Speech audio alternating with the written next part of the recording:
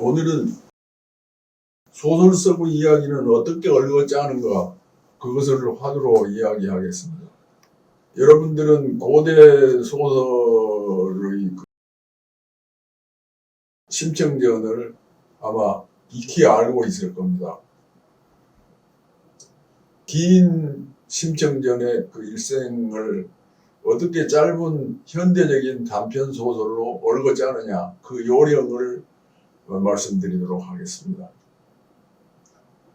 심청전의 줄거리를 먼저 요약해서 이야기하겠습니다. 송나라 말년 황주 도화동이라는 것의 양반의 후예로 행실이 훌륭한 심학규는 동사입니다. 곽씨 부인과 살고 있었는데 그들은 늦게까지 자식이 없어서 불공을 들였습니다. 그 결과 청을 낳았는데 청을 낳다가 부인이 산후가 나빠서 7일 만에 죽고 맙니다. 마을 사람들은 부인의 인피물을 지려 장례를 치러주고 젖동량을 다니는 신봉사를 측은히 여겨 청에게 젖을 먹여줍니다. 잔병 없이 잘 자란 청은 그 효행이 자자했습니다. 15세에 이르러서는 길쌈과 삭바느질로 아버지를 극진히 공양합니다.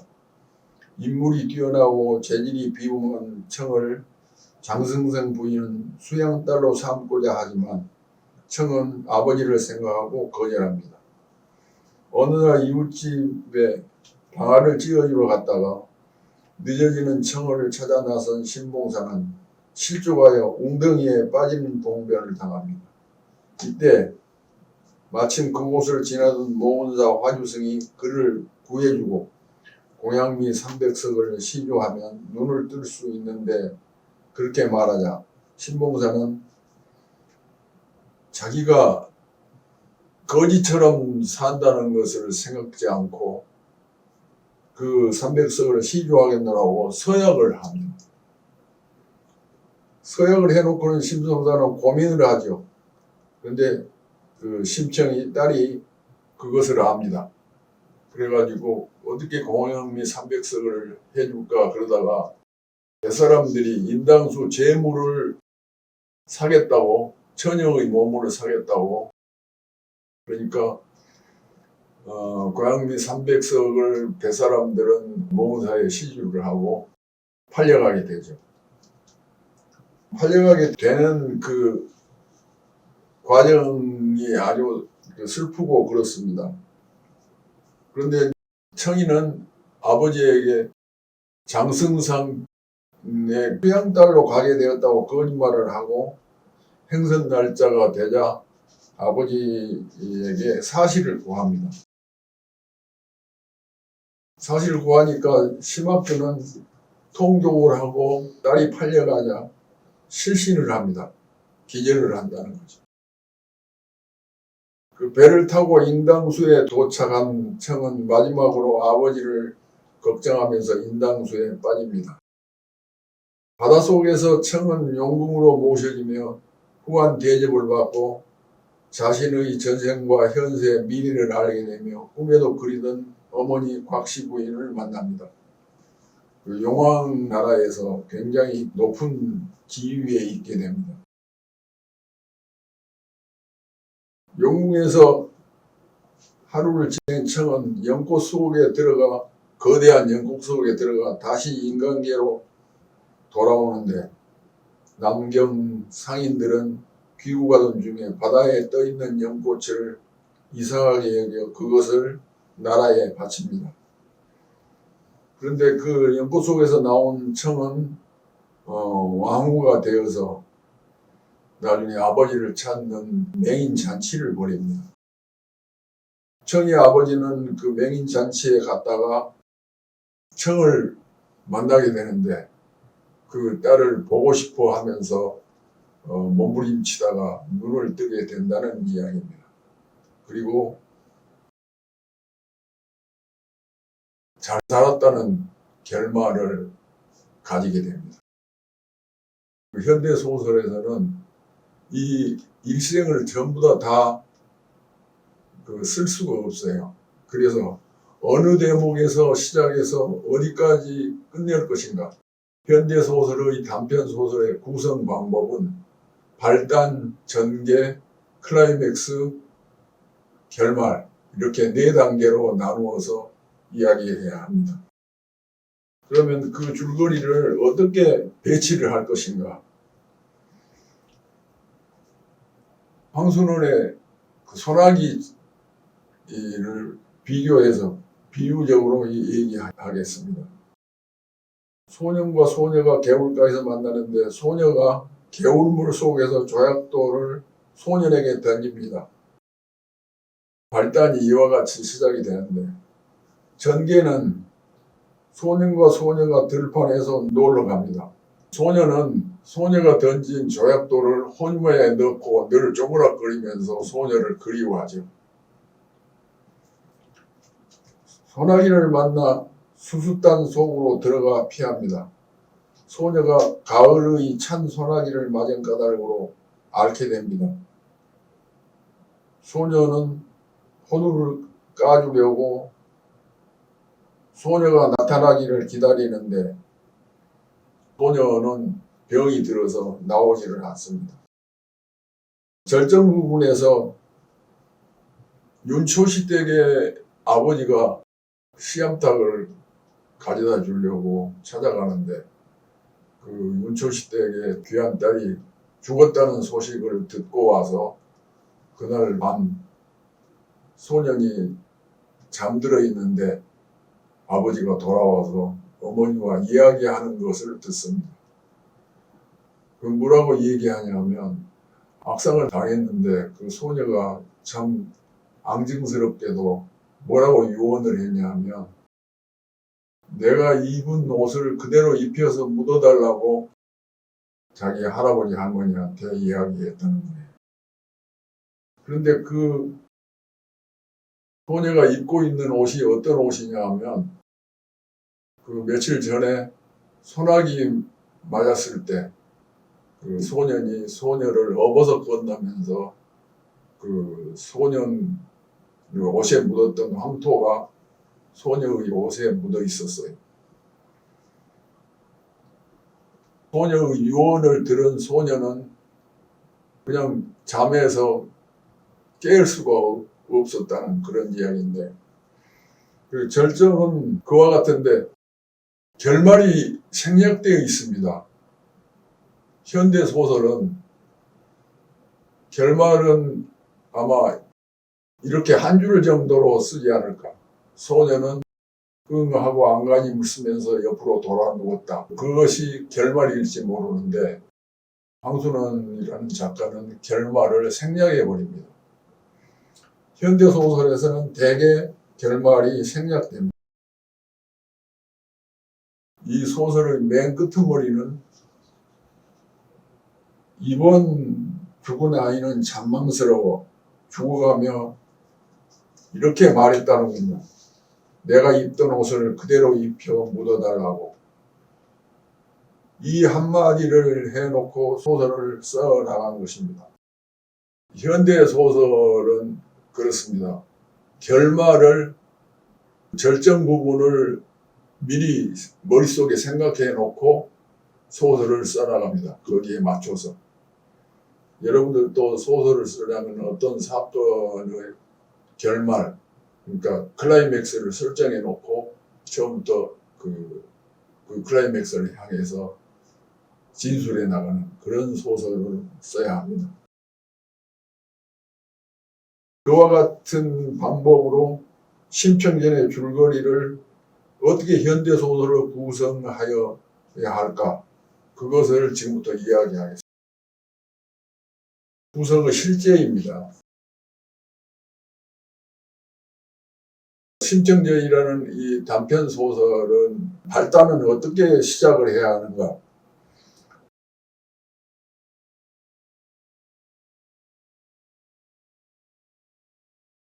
심청이 15살 되던 해 신봉사는 고향미 300석을 시주하면 눈을 뜰 수 있다는 보문사 화유승의 말을 듣고 덜컥 시주를 약속하고 이내 자신의 경솔한 행동을 후회합니다. 이것이 발단이 돼야 된다는 거예요. 두 번째는 심청은 부친의 눈을 뜨게 하려고 보문사에 시주할 고향미 300석을 마련하기 위해 인당수 제수대기를 계약을 해버리는 겁니다. 남경 상인들하고 사이에. 이렇게 긴박하게 발단이 되면서 전개가 이루어져야 됩니다.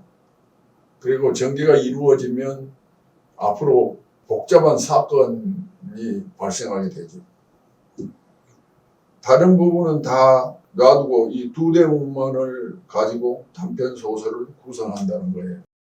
그 다음에 현재 상태에서 서술이 돼야 돼요. 신봉사가 딸의 마중을 나가다가 개천에 빠져 허우적거린다. 화유승이 달려와서 구해주었다. 그래가지고 화유승하고 신봉사 사이에 계약이 이루어지는 것이 발단이 되어야 됩니다. 전개는 신봉사를 모시고 간 화유승이 영유를 묻자 신봉사가 말합니다. 현재 상태로 된 과거의 원인을 진술합니다. 내가 이렇게 딸 하나가 있는데 젖동량을 먹여서 키운 딸 하나가 있는데 그런데 그 딸이 날품을 들러가고 그 딸을 마중으로 가다가 내가 이렇게 됐다. 그렇게 과거를 전개 앞부분에서 잠깐 설명해요. 과거가 너무 지나치게 길면 안 돼요. 현재 상태에서 위기로 갈 수 있는 전망인데 그러니까 전개에서는 앞으로 이 소설이 어떻게 전개해 나갈 것인가를 전망할 수 있도록 돼야 됩니다. 언제부터 눈이 멀었어? 우리 절 부처님은 영검하여 공안미 300석만 시주하면 눈을 뜰 수 있는 신봉사 그렇다면 나도 공안미 300석을 시주하고 눈을 떠야겠어. 내가 왜 진즉 그것을 몰랐을까? 둘 사이에 계약이 이루어집니다. 고양미 300석을 시주하기로 이렇게 고양미 300석을 자기 주제도 모르는 그 장님이 이렇게 얘기하는 것은 여기서 양반 출신이지만 가난하기 이를 데 없는 심학규의 어리석은 탐욕이 죄를 저지른 것입니다. 탐욕이 눈을 더욱 멀게 한 것입니다. 이 어리석고 탐욕스러운 일로 말미암아 사건은 위기 쪽으로 치달을 수밖에 없습니다. 이 계약 사건은 위기의 씨앗이 됩니다. 화유승이 돌아간 뒤 신봉사의 고민이 시작됩니다. 이게 자기가 기껏 잘못해놓고 내가 무슨 수로 고양이 300석을 시주한단 말인가 걱정을 하기 시작합니다. 청이 돌아와서 밥상을 들이미자 신봉사가 밥을 먹지 않고 고민합니다. 청이 아버지에게 고민의 연유를 묻습니다. 신봉사가 말을 안 해야 되는데 소갈머리 없는 짓 한 것을 후회하며 딸에게 실토를 합니다. 신봉사 고민이 청해로 넘어간 거죠. 심청이 아직 소녀인 15살 소녀한테 그 공이 넘어간 거죠. 청은 조상들에게 효도할 수 있도록 해달라고 빕니다. 그러고 있을 때 귀덕어미가 청이한테 와가지고 이런 미친놈들이 다 있다고. 처녀를 사다가 인당수에 제물로 바치고 돈을 얼마든지 준다고 한다고 그 이야기를 청에게 합니다. 청은 기덕어미에게 은밀하게 뱃사람들하고 만나게 해달라고 합니다. 그렇게 해서 청하고 뱃사람들 사이에 계약이 이루어지죠. 공양미 300석을 바치는 대신에 심청이가 몸을 팝니다. 그래가지고 결국은 팔려가는 그 날까지 혼자서 고민하고 내가 간 다음에 먹을 밥도 차려놓고 죽은 다음에 아버지가 혼자서 입을 옷 장만해놓고 상인들이 데리러 온 날 아침에야 마지막 밥상을 차려놓고 아버지에게 실토를 합니다. 아버지, 내가 아버지 모르게 고양지 300석을 시주했는데 오늘이 그 망중 밥을 차려드리는 날입니다. 아버지 많이 드십시오. 그런데 뱃사람들이 마당 입구까지 들어와서 기다리죠. 신봉사가 생각해 보니까 미친 짓을 한 거죠. 자기가 눈을 뜨겠다는 탐욕 때문에 딸을 고양이 300석에 인당수 제물로 팔아먹은, 그것을 알게 된 그 신봉사가 실성을 합니다. 자기 눈뜨려 한 탐욕이 딸을 죽게 한다고 참회하며 뱃사람들을 향해 욕하고 눈뜨기 내다 싫다 하고 실성한 듯 울부짖으며 딸을 맨발로 쫓아갑니다. 이 소설의 주제는 쓰라린 참회입니다. 인간에게 있어 참회는 깜깜한 어둠 속에서 불을 밝히는 것과 같습니다. 넘어져 더군거리며 기어가며 울부짖는 신봉사의 단말마의 목소리가 하늘로 사여갑니다. 이렇게 해서 단편소설이 끝나야 됩니다.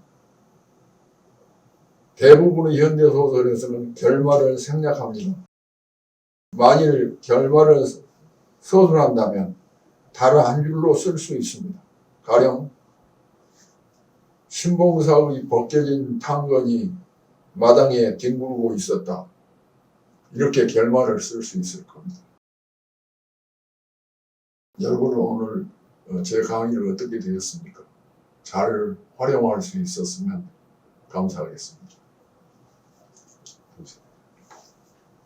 한승원 선생님의 강의는 매주 1회에서 2회 업로드합니다. 교재는 한승원 글쓰기 비법 108가지입니다. 글쓰기는 영혼을 맑게 하는 세상에서 가장 아름다운 비약입니다. 구독, 좋아요, 알림 설정 꼭 부탁드립니다.